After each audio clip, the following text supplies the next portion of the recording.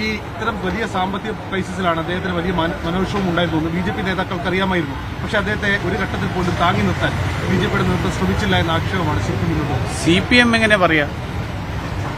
C P M നടത്തുന്നത് പോലെയുള്ള തട്ടിപ്പ് ഞങ്ങൾ നടത്തുന്നില്ല. കാരണം സി പി എം എന്ന് പറയുന്ന പാർട്ടി സഹകരണ തട്ടിപ്പിൽ പ്രതിസ്ഥാനത്ത് നിൽക്കുന്ന പാർട്ടിയാണ്. കരുവന്നൂരിൽ ബി ജെ പി അങ്ങനെ എവിടെയും പ്രതിസ്ഥാനത്ത് നിൽക്കുന്ന പാർട്ടിയല്ല. അതുകൊണ്ട് ഭാരതീയ ജനതാ പാർട്ടിയുടെ നേതാക്കന്മാർ പല പൊതുസമൂഹവുമായിട്ട് ബന്ധപ്പെട്ടിട്ടുള്ള പ്രവർത്തനങ്ങളിൽ പങ്കാളിയാവും. ആ വിഷയത്തിൽ ആ കാര്യത്തിൽ ഒരുമിച്ച് നിൽക്കുന്ന ആ കാര്യത്തിൽ പങ്കാളികളായിട്ടുള്ള ആളുകൾ അത് നടത്തിക്കൊണ്ടുപോകാൻ ശേഷിയുള്ള ആളുകളാണ്. അതിനു വേണ്ടിയിട്ട് അവർ ചെയ്യുകയും ചെയ്യുന്നുണ്ട്.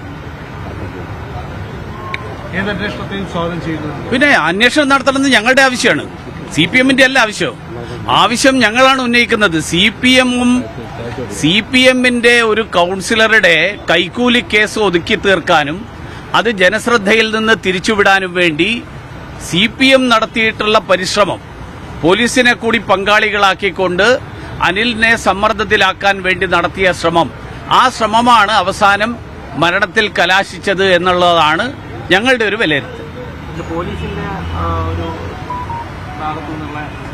അതുകൊണ്ടാണ് ഞാൻ പറഞ്ഞത്, പോലീസ്